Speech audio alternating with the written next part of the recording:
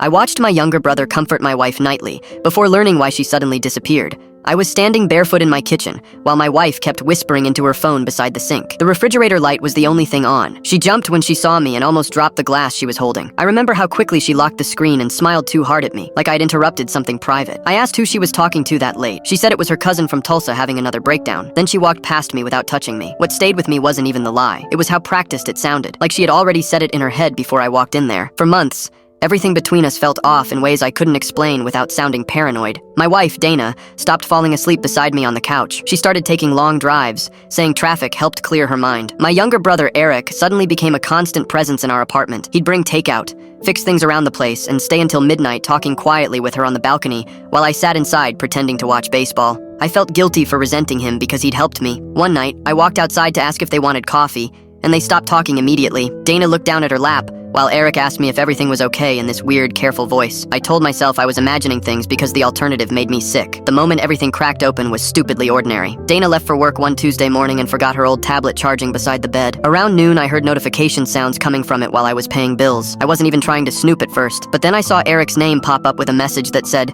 "I can't keep pretending around him anymore." My chest felt cold reading that. I opened the conversation and saw months of messages. There were hotel reservations, selfies from places she told me she'd visited alone, and long conversations about how miserable our marriage had become. The worst part wasn't even the physical affair. It was seeing how they talked about me. Eric kept telling her I depended on her too much after losing work. Dana kept saying she felt trapped by my sadness. I sat there for almost an hour staring at those messages. That night, I didn't yell right away. I waited until both of them were sitting in my living room together, which somehow felt fitting. Dana was eating crackers on the couch while Eric scrolled through his phone like it was any normal Tuesday. I asked Dana if Tulsa was doing better. She froze immediately. Eric looked at me once and already knew. After that, the whole thing came out in pieces that somehow made everything worse. The affair had started 8 months earlier after Dana drove Eric home drunk from my birthday party. According to them, it was never supposed to continue, but they kept meeting because talking to each other felt easy. I remember laughing when Dana said that because my marriage apparently became inconvenient the second I stopped being stable. Eric cried harder than she did. He kept saying he never wanted to hurt me, which honestly sounded insulting by then. Dana moved out 3 weeks later into a tiny apartment across town. Eric stopped answering my calls completely after our mother found out